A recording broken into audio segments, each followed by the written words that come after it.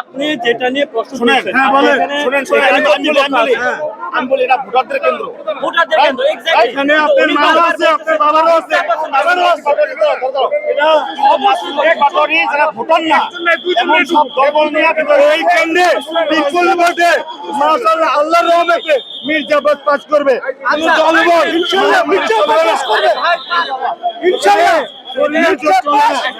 একটা ব্যাপার ক্লিয়ারলি বলি, এমন লোক নিয়ে আসছে, এটা হচ্ছে বিএনপি প্রতিনিধি মাত্র একটা কথা বলছে, সেটা হচ্ছে এইটা চিরকালের জন্য মির্জা আব্বাসের কেন্দ্র, এখানে নাসির পাটোয়ারি কেন? ভাই কেন্দ্র যদি নির্দিষ্ট কারো হয় তাহলে ভোটের আগের দিন পাস করে দিলে তো হয়ে যাবে।